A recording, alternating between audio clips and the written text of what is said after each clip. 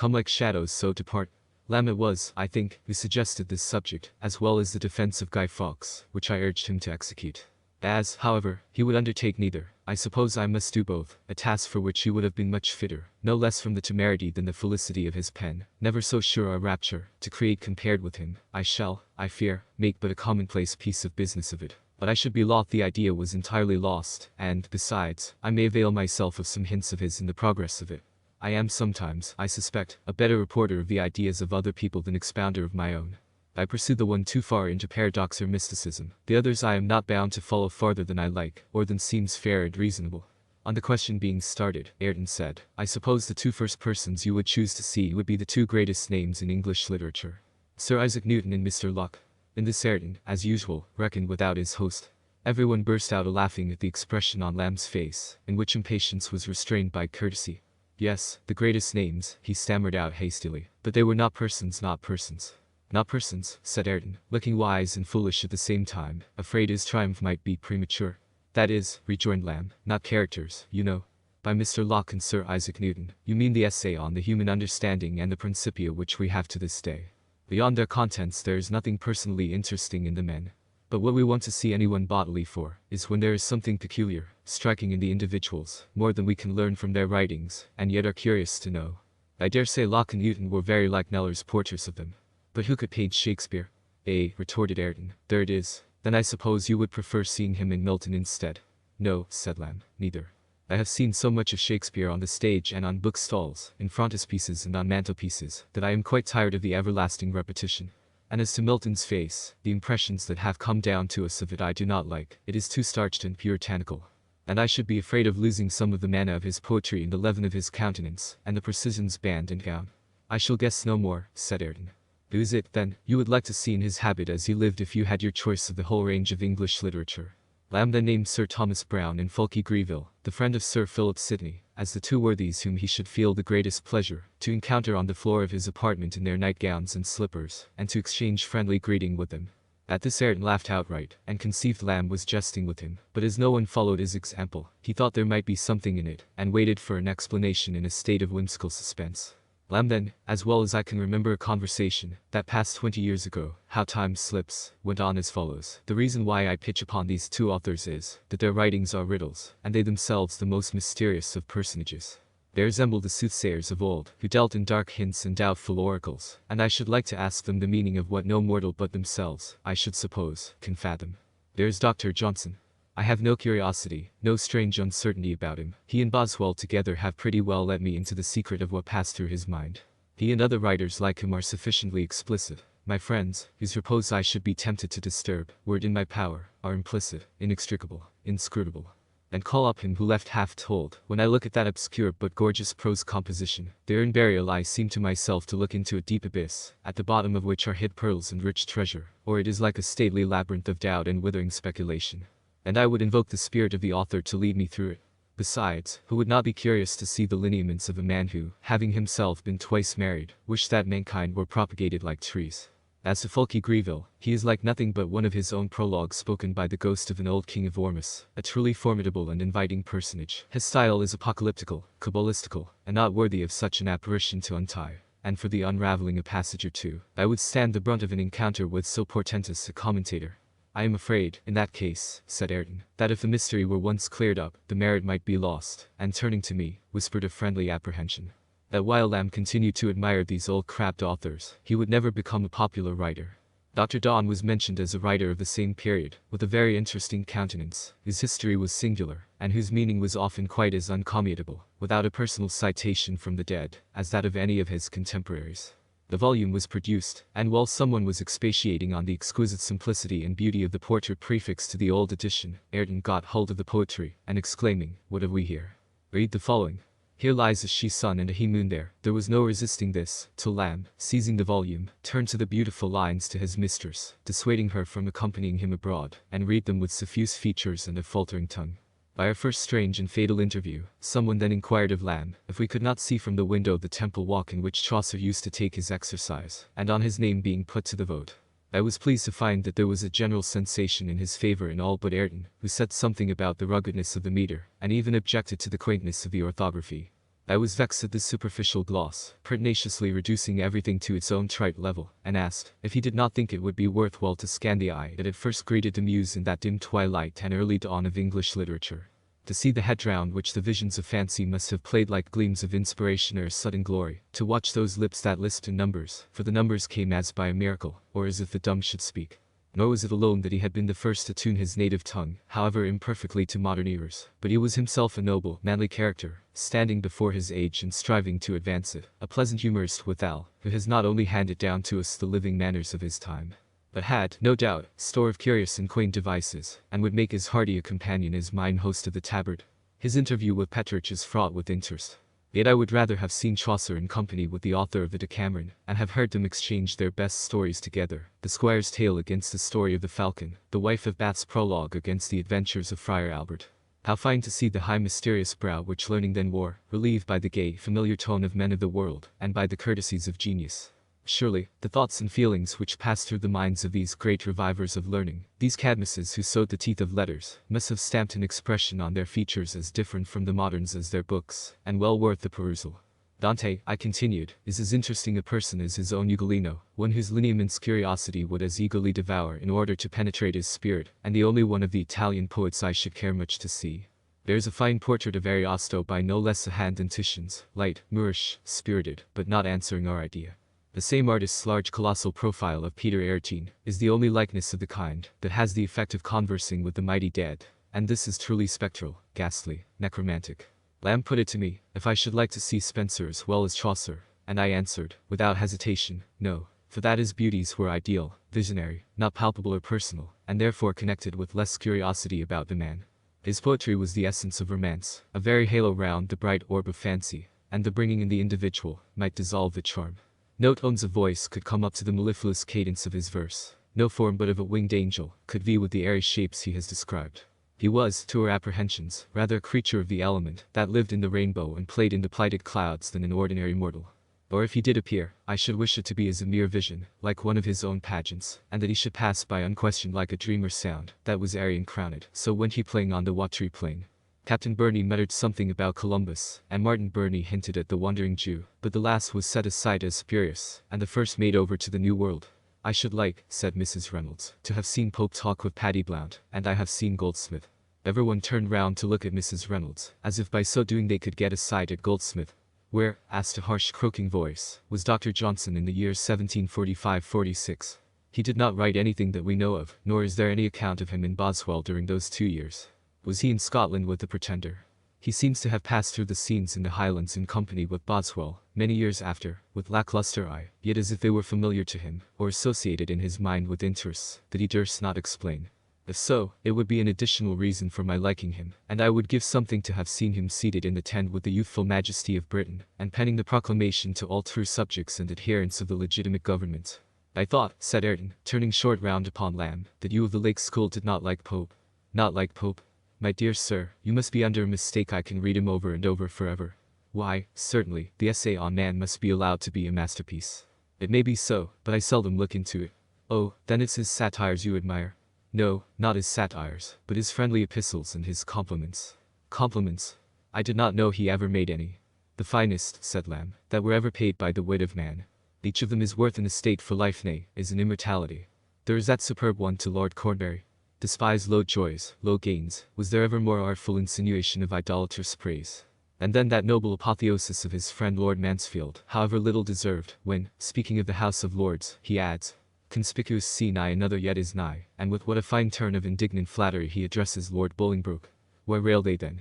If but one wreath of mine, return, continued Lamb, with a slight hectic on his cheek and his eyes glistening, to his list of early friends. But why then publish? Granville the polite, here his voice totally failed him, and throwing down the book, he said, do you think I would not wish to have been friends with such a man as this? What say you to Dryden? He rather made a show of himself, and courted popularity in that lowest temple of fame, the coffee shop, so as in some measure to vulgarize one's idea of him. Pope, on the contrary, reached the very beau ideal of what a poet's life should be, and his fame while living, seemed to be an emanation from that which was to circle his name after death. He was so far enviable, and one would feel proud to have witnessed the rare spectacle in him, that he was almost the only poet and man of genius who met with his reward on this side of the tomb, who realized in friends, fortune, the esteem of the world. the most sanguine hopes of a youthful ambition, and who found that sort of patronage from the great during his lifetime, which they would be thought anxious to bestow upon him after his death. Read Gay's verses to him on his supposed return from Greece, after his translation of Homer was finished, and say if you would not gladly join the bright procession that welcomed him home, or see it once more land at Whitehall stairs. Still, said Mrs. Reynolds, I would rather have seen him talking with Paddy Blount, or riding by in a coronet coach with Lady Mary Wortley Montague. Erasmus Phillips, who was deep in a game of piquet at the other end of the room, whispered to Martin Barney to ask if Junius would not be a fit person to invoke from the dead. Yes, said Lamb, provided he would agree to lay aside his mask. We were now at a stand for a short time, when Fielding was mentioned as a candidate. Only one, however, seconded the proposition. Richardson. By all means, but only to look at him through the glass door of his back shop, hard at work upon one of his novels, the most extraordinary contrast that ever was presented between an author and his works, not to let him come behind his counter, lest he should want you to turn customer. Or to go upstairs with him, lest he should offer to read the first manuscript of Sir Charles Grandison, which was originally written in 8 and 20 volumes octavo, or get out the letters of his female correspondents, to prove that Joseph Andrews was low. There was but one statesman in the whole of English history that anyone expressed the least desire to see, Oliver Cromwell, with his fine, frank, rough, pimply face and wily policy, and one enthusiast, John Bunyan, the immortal author of the Pilgrim's Progress. It seemed that, if he came into the room, dreams would follow him, and that each person would not under his golden cloud, nice furred in heaven, a canopy as strange and stately as any in Homer. Of all persons near our own time, Garrick's name was received with the greatest enthusiasm, who was proposed by Baronfield.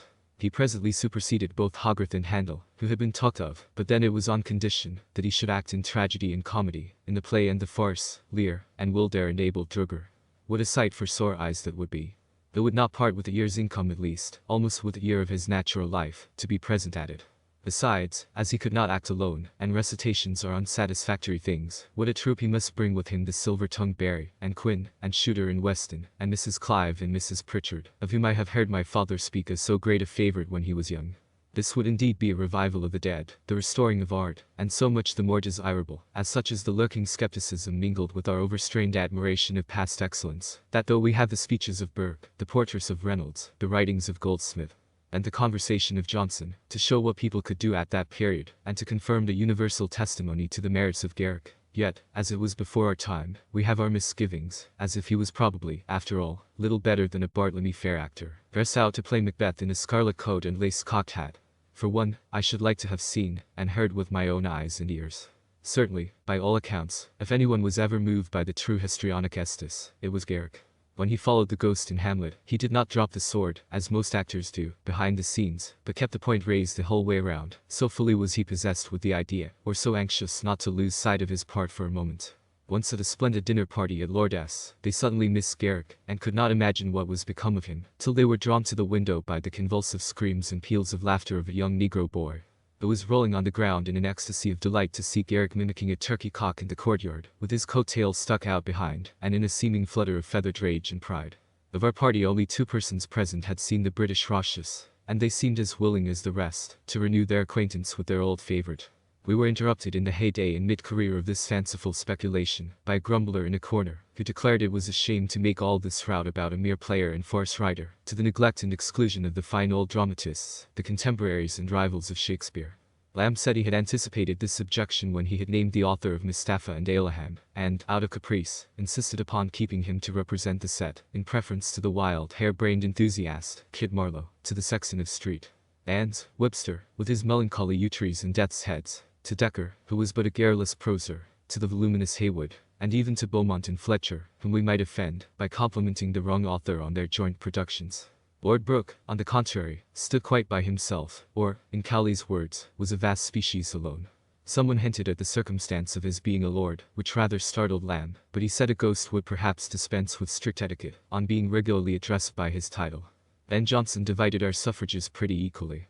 Some were afraid he would begin to traduce Shakespeare, who was not present to defend himself. If he grows disagreeable, it was whispered aloud, there is Godwin can match him. At length, his romantic visit to Drummond of Hathornden was mentioned, and turned the scale in his favour. Lamb inquired if there was anyone that was hanged that I would choose to mention. And I answered, Eugene Aram. The name of the admirable Crichton was suddenly started as a splendid example of waste talents, so different from the generality of his countrymen. This choice was mightily approved by a North Briton present, who declared himself descended from that prodigy of learning and accomplishment, and said he had family plate in his possession as vouchers for the fact, with the initials AC. Admirable Crichton. Hunt laughed, or rather roared, as heartily at this as I should think he has done for many years. The last-named mid-courtier then wished to know whether there were any metaphysicians to whom one might be tempted to apply the wizard spell. I replied, there were only 6 in modern times deserving the name: Hobbes, Berkeley, Butler, Hartley, Hume, Leibniz, and perhaps Jonathan Edwards, a Massachusetts man. As to the French, who talk fluently of having created this science, there was not a tittle in any of their writings that was not to be found literally in the authors I had mentioned. Hornetook, who might have a claim to come in under the head of grammar, was still living. None of these names seemed to excite much interest, and I did not plead for the reappearance of those who might be thought best fatted by the abstracted nature of their studies for the present spiritual and disembodied state, and who, even while on this living stage, were nearly divested of common flesh and blood. As Ayrton, with an uneasy, fidgety face, was about to put some question about Mr. Locke and Doodle's steward, he was prevented by Martin Burney, who observed, if Jay was here, he would undoubtedly be for having up those profound and redoubted socialists, Thomas Aquinas and Duns Scotus. I said this might be fair enough in him who had read, or fancied he had read, the original works, but I did not see how we could have any right to call up these authors, to give an account of themselves in person, till we had looked into their writings. By this time it should seem that some rumor of our whimsical deliberation had got wind, and had disturbed the irritable genus in their shadowy abodes, for we received messages from several candidates that we had just been thinking of. Gray declined our invitation, though he had not yet been asked. Gay offered to come, and bring in his hand the Duchess of Bolton, the original Polly. Steele and Addison left their cards as Captain Sentry and Sir Roger de Coverley. Swift came in and sat down without speaking a word, and quitted the room as abruptly. Otway and Chatterton were seen lingering on the opposite side of the Styx, but could not muster enough between them to pay Charon his fare. Thompson fell asleep in the boat, and was rowed back again, and Burns sent a low fellow, one John Barleycorn, an old companion of his, who had conducted him to the other world, to say that he had during his lifetime been drawn out of his retirement as a show, only to be made an exciseman of, and that he would rather remain where he was. He desired, however, to shake hands by his representative. The hand, thus held out, was in a burning fever, and shook prodigiously. The room was hung round with several portraits of eminent painters. While we were debating whether we should demand speech with these masters of mute eloquence, whose features were so familiar to us, it seemed that all at once they glided from their frames, and seated themselves at some little distance from us.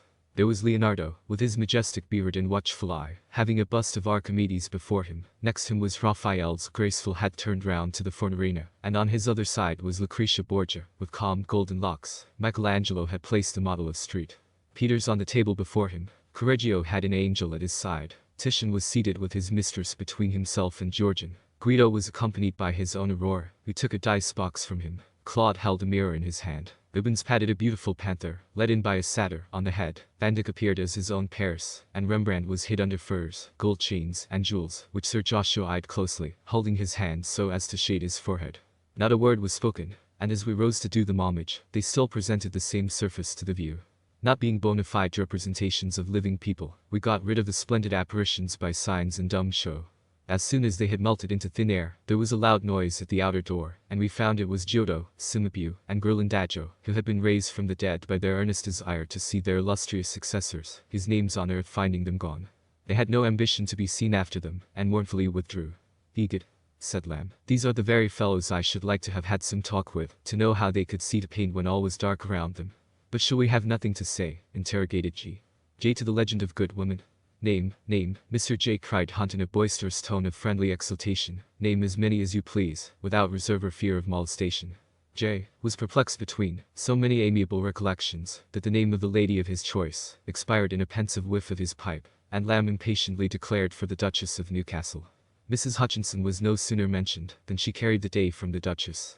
We were the less solicitous on this subject of filling up the posthumous lists of good women, as there was already one in the room as good, as sensible, and in all respects as exemplary, as the best of them could be for their lives. "I should like vastly to have seen 9 in Delinclos," said that incomparable person, and this immediately put us in mind that we had neglected to pay honor due to our friends on the other side of the channel.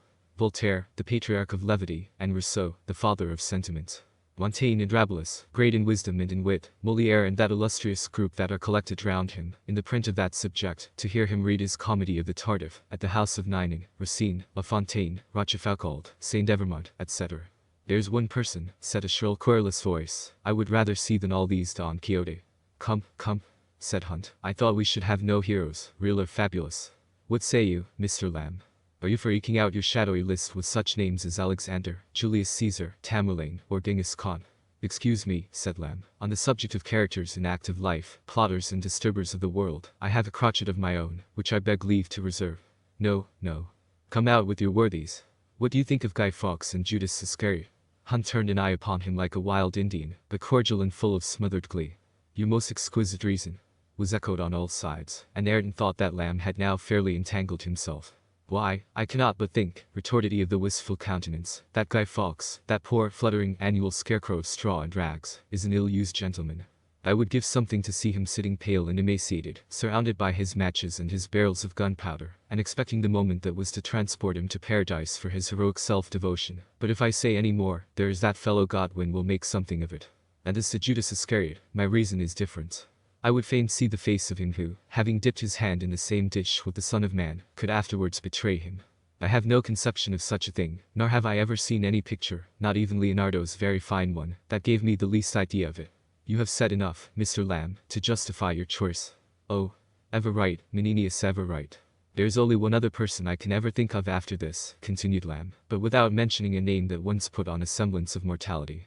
If Shakespeare was to come into the room, we should all rise up to meet him. But if that person was to come into it, we should all fall down and try to kiss the hem of his garment. As the lady present seemed now to get uneasy at the turn the conversation had taken, we rose up to go. The morning broke with that dim, dubious light by which Giotto, Cimabue, and Ghirlandajo must have seen to paint their earliest works, and we parted to meet again and renew similar topics at night, the next night, and the night after that, till that night overspread Europe which saw no dawn. The same event, in truth, broke up our little congress that broke up the great one. But that was to meet again.